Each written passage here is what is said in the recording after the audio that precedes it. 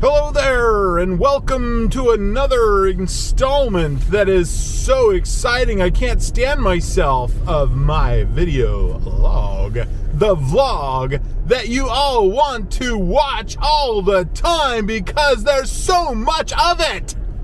Whoa. Okay, so today, what am I talking about? There's so many things I could continue on talking about.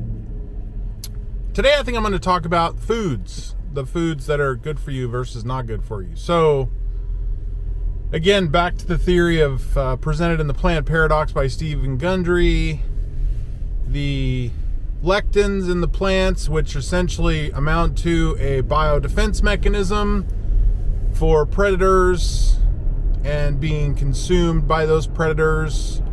Some plants have perfected these biochemical weapons that are contained in themselves to prevent getting eaten all the time. And again, those are the legumes, the beans, the plants that have a skin like those plants that are like pumpkins and zucchini and squash and all of those that have like a rough exterior skin with seeds. Now, in a lot of cases, those are okay if you ditch the seeds and the skins. But when you eat the skins and the seeds, then that is where there's the highest concentration of the lectins found in those vegetables. So, and really, they're not a vegetable because they have seeds on the inside. They're technically considered a fruit. And fruit is another one of those things where, I mean, fruits, you know, there is a lot of opinion out there that would say that fruits are good, and I would say that occasionally, you know, some fruit isn't bad, but what you want to avoid is just, you know, I knew somebody once who decided that they were going to go on this all fruit diet, and so they just ate like a humongous bowl of fruit for every meal, and that just didn't sit well with me. It just seems like, you know, you're consuming an awful lot of sugar, which, you know, again, is that whole delivery system of the sugar to the cells, which is the insulin stimulation. And so you're probably, you know, working that insulin. But and then the other thing is, you know, you would think that if you're just eating a big bowl of fruit that you would get hungry pretty soon after that, because there's no real hunger satiation. If anything, fruit will drive the hunger mechanism to drive you to want to eat more. And so that's one of the reasons why I would say that, you know, eating fruit in a large quantity is probably not a good idea. But again, that's where, unfortunately, a lot of people have to kind of experiment and decide for themselves what is best for them, because this label of good or bad is somewhat arbitrary. I mean, there is just somewhat of an opinion in these things that I'm saying because one doctor did some studies and says so. I mean, it seems like that's about the most that people are going to get in terms of studies that are done to determine beneficial effects of fruits or vegetables, or, you know, the foods that we eat and the things that, you know, cause problems. So, you know, for what it's worth, I mean, I'm just saying my opinion based on what I've read, based on studies that a doctor has done. But again, how thorough were his studies? How accurate are they? I don't know. I mean, I just know that it's an opinion that's out there, and it may be somewhat backed by the science behind it that's been done, but I don't know, you know, to what extent, or, you know, some allegorical references to instances where people got better after eating certain types of foods or avoiding certain types of foods, again, is just allegorical. It's an opinion, and I don't know to what extent it's true for everybody. You know, that's where I don't know what to think often. But there are things that make sense to me. I mean, I feel like avoiding white potatoes and corn and tomatoes is a pretty good way to go. And again, I haven't really seen, I just know that when I was a kid, I remember not being a fan of tomatoes. I just didn't like the taste of them. They tasted weird to me. And then when I got older, there were certain times where, I liked pizza, which was sort of now pizza has the pizza sauce on it, which is tomato based, but it's also, if it's from a can, it's got a lot of sugar or high fructose corn syrup, which isn't good. And then and the reason the high fructose corn syrup isn't good is because it produces the high insulin response, and it actually causes damage to the liver. So you want to avoid high fructose corn syrup. The other thing to look for, and this is something I just heard recently, the other thing to look for is on the labels for food. You want to avoid foods that have something that says added sugars. So the amount of added sugars in the food, if it's more than like 4 or 5 grams of added sugars, then you want to avoid it, because that's just sugar they put into the product to partially preserve it, to partially, make it more palatable, I guess, more desirable, because sugar is in fact addictive. I'm addicted to sugar. I'm totally addicted to sugar. And I feel so much better when I'm not eating so much sugar, when I've cut it out of my diet, and I'm eating the high fat, low carb diet. I just feel so much better.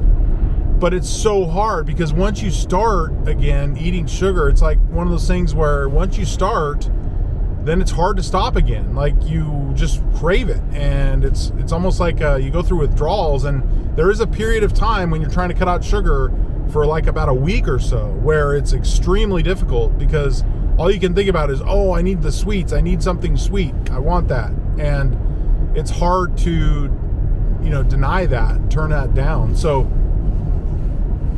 right now I'm at a spot where I haven't been able to turn it down as of late. So I've been eating a lot of sweets lately, and I'm trying to cut back. And part of the secret is just to not buy them. Don't go out of your way to buy them. And instead I've been getting my sweets in other ways. Like I have been eating some carbs lately. I ate some breadsticks at the pizza place, and also had some sweets later, and that was on Saturday and Sunday. So I kind of, I'm not perfect in what I'm saying. I'm just saying this is what I think is best, and if you can live it as much as possible, that's what's important, is trying your best to follow these things. And like I said, I know that when I'm not eating sweets and not eating extra sugars, I feel a lot better. So, but there's also, what do you eat? If you're not eating chicken, and you're not eating, any poultry for the most part, you're not eating pork. And again, the reasons for that are because chicken and pork are raised primarily on corn-based diets or soy-based diets. And soy is another thing. Soybeans and soy sauce and tofu may or may not be okay, but if it's tempeh, then it's better. But tofu, soy-based products, soy sauce, soybeans are to be avoided because of their high lectin content. And that's primarily the reason that I have decided not to eat much pork, not to eat much chicken, because of them being raised on a high corn, high soy diet. And the reality is, in some cases, chicken, you just never know what they're being fed. It's really unfortunate that, they're fed just whatever has any semblance of nutritional value, and maybe even not. I mean, in some cases they're fed, other animal parts. So it's just not, you don't know what you're going to get with chicken. And so I just avoid it altogether.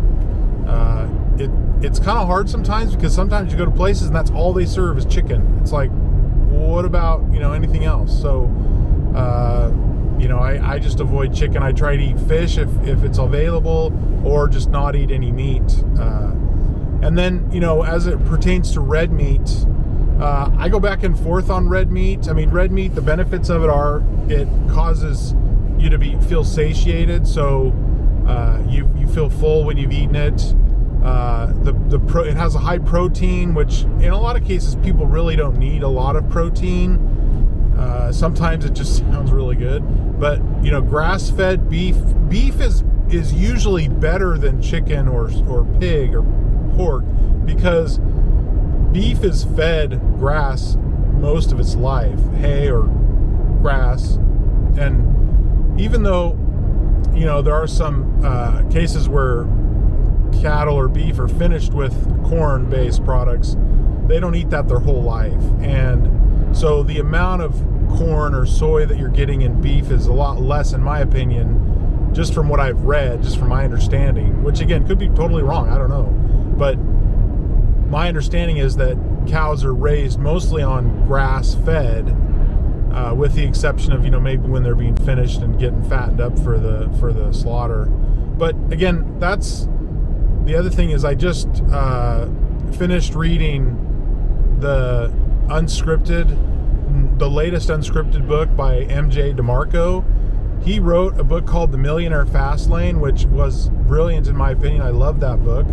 I just never really fully put into practice what he talked about in there. And then he came out with a book called Unscripted, How to Free Yourself. It was just like Unscripted Living Free or something like that. And it was a really long book. It was really good. I enjoyed it a lot, but it didn't put a lot of the pieces together for me in terms of how to implement the strategies. And I'm like most people in the sense that I go to work and I do my job and I get paid, and it's nice to get a paycheck, and I'm tired at the end of the day, so I often don't have a lot of energy to invest in pursuits for business or entrepreneurship.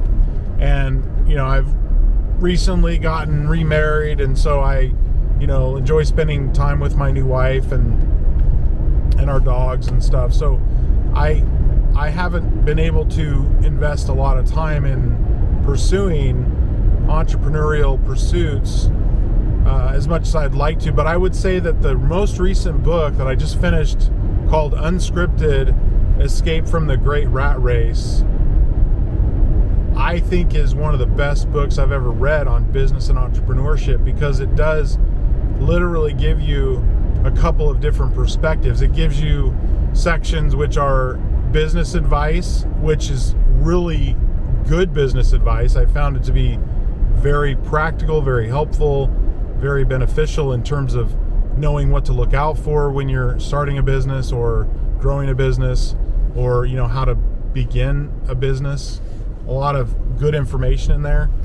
The other thing that it has in parts is a story that's a fictional story about a couple that has a child on the way that is trying to figure out how to escape from their life circumstances, being told by all these financial gurus that they just need to pinch their pennies and save their dollars and put them away and invest them, and then over the course of 50 years you might have enough to retire at that end of that time. And the funny thing that he points out in the book is that the people that are giving that advice aren't following that advice. Like, they're selling books and they're making products that they sell, and that's really where they make all their money. And then they have all this money to invest, and they're like telling people as their message, hey, go invest in this or that, or do this with your money because that's gonna bring you the best returns. Well, but they didn't do that. And that's the ironic thing that's really kind of funny, actually, is that these people that are giving advice about money are not following that advice. They're publishing books. If you want to follow their advice, follow what they do, not what they say, and go write a book and publish it and make it a bestseller through your efforts in marketing and or making it really good content and try to get the word out and make it something that people want to come back for and that sells itself, kind of a thing. So that's where I'm found that book very interesting, and that it tells this story of this couple that are trying to figure out how to get out of that situation where they're being told to pinch their pennies and save their dollars, and they end up with, after 5 or so 7 years of doing that, they end up with about $33,000 in the stock market that they've saved through their efforts in saving. But then they realize that the stock market, with being as volatile as it is, that they could easily lose a big chunk of that. If you put aside $33,000 and you think, we're making progress, that could be cut to $28,000 or $25,000 or even $22,000 in a short period of time if the stock market crashes. If you have another COVID scare or another outbreak like we did in early 2020, mid 2020, where the stock market just totally tanked. I mean, if you had a certain amount of value in an account in that time, you lost a big chunk of it. And I always see those as opportunities to buy in the stock market when it goes down like that. I just don't know when it does that. I mean, you can tell based on charts and historical, sometimes, but that's when the fear is at its highest and people are freaking out about what's going on in the stock market, and they're selling, thinking, I gotta get out, when in reality, that's when you need to be buying in the stock market, because the stock market is gonna rebound eventually. And when it does, in the case of the COVID drop or dip in the stock market, it came back before the end of the year, it was back up higher than it was previous to the drop. So it's very interesting to look at those charts and see how, stocks go down with news and things around that are happening, and then they go right back up again.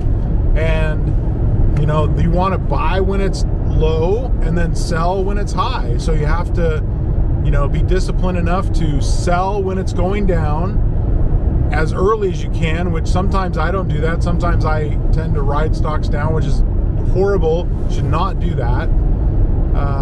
But at the same time, I also think, it's a good thing to buy when they're low. And when the market in general is going up, it's easy to make money in the stock market, because it's easy to buy low and sell high, because you just buy at some point and the stock market keeps going up. You just sell at some point when it gets higher, and you just say, okay, I've taken some profits, and then you move on and do it again. Well, it's really easy in that kind of an environment, which is what we've enjoyed from mid 2020 until late 2021. And now January of 2021 or 22, we've seen a dip again, and it seems like we've entered a bear market now where stocks are going down, and you don't know how long it's going to last. I mean, and how much of that is driven by the Fed's decision or announcement that they're going to stop funding the bond market with subsidies and, helping corporations out by buying their bonds. I don't know. I mean, it seems like they're somewhat connected, and it seems, frankly, like manipulation of the markets to me. But at the same time, the Fed would say, well, our job is to try to prevent the large drops and prevent the large spikes to the upside as well, just to try to keep things as moderate as possible so the risk is lessened. And I mean, they may succeed in that, but I just am not a big fan of the Fed in general because of the whole concept of the system, where it's promissory note based, and it is, really, money is really nothing but debt, and how that has become sort of the de facto standard is this fiat currency, which that's all we've got, and that's the best we've got. And the good thing about fiat currency is it allows the economy to grow at a rapid pace, and there really is no limitation on being able to grow in the economy. But at the same time, while it allows for potentially unlimited growth on the upside, it potentially can be built on nothing, because there isn't anything supporting it except for promises, which may not ever materialize. And that's the that's the concern on the downside, is that it could crumble at any time if there became a mass hysteria, a run on the banks or money in general, and people decided to get out of the dollar because it's not really backed by anything and it's not really valuable in and of itself, that there is no inherent value in it, that it's not being backed by anything, and people decide that they want to get out of it, then there's nothing that can prevent the devaluation of the dollar entirely based on people losing confidence in it. So when people lose confidence in the dollar, then they abandon the dollar, and if enough of that happens or is allowed to happen, then the dollar essentially could become worthless. And that's where that tool for potentially unlimited growth on the upside also has potentially a shaky foundation in terms of the confidence of people that invest in the dollar or decide to use the dollar. And fortunately for the United States, there's a whole entire country of 300 million people that are in a somewhat isolated geographic area that have nothing better to rely on. And that may change with cryptocurrency, but again, without large scale backing of that currency and being able to have it be liquid where you can actually use it in purchasing whatever you want, or in trading or transacting, or for purchasing, then it won't be something that will be widely available or widely used until that happens. Now, once that happens, now we're getting close to that, because there are some banks that have accounts that you can buy into that are invested in crypto, in types of cryptocurrency, and there's a trading platform for crypto. And it won't be long before those same platforms start issuing debit cards where you could use them to pay for things just like we use debit and credit cards now, issued by traditional banks. But to what extent that will be available in the native currency of cryptocurrency is hard to say, because how do you, everything would have to be sort of exchanged with the dollar to be able to be used in our economy. Now, what might happen is if merchants and banks go full-scale adoption and start issuing cards and accounts in those native currencies like cryptocurrency, then we could see a mass adoption where everything is priced in Bitcoin, where you see prices of things and it's 0.000 whatever of Bitcoin, which when Bitcoin was at its peak at $66,000 or so, it's really nice to have been invested in Bitcoin, especially when it was back about 10 years ago, when it was about $7 per Bitcoin. People thought it was even a lot back then. But then to see that go, I wish I had bought more. I wish I had bought some Bitcoin, any Bitcoin, back when it was $7 per coin or less, because then, I'd be sitting pretty with $66,000 in value. Of course, you would have had to get out at that point because it went back down, and now it's down quite a bit less than that. I don't know exactly what it's at right now, but because I haven't been following it. But if you would have bought Bitcoin when it was $7 or even less than that, it was, at one point, it was a few cents per Bitcoin, which is just unbelievable when you consider that you could have made $100 investment and see it turn into, for every Bitcoin you bought, see it turn into $66,000 per coin is just unbelievable. It's just crazy. Now, some would say again that it's fiat in nature, that Bitcoin doesn't really have any value behind it besides the value that people invest in creating the coins in the first place or mining them. But just because a little effort is expended, it's the same thing with the dollar. There's little effort expended to print a dollar, to put it into circulation, with the banks, but that doesn't make it a dollar's worth of value in itself. It just is the agreed upon value that we've all agreed upon and have confidence in and are, backing by our actions and using it. So at any rate, I don't want to be a doomsayer, but it's possible. It's possible that the system that we have could crumble on its pretty weak foundation. And I went from talking about foods to eat and not to eat to money and everything in between, but I'm now out of time for today. But I want to thank you for joining me. I hope you have a wonderful day wherever you are, whatever you're doing. I hope you're finding joy in it and having fun and being happy, and that you take time to enjoy life and make the most of it, because it's what we've got. And so with that, I leave you. Good day. Good luck.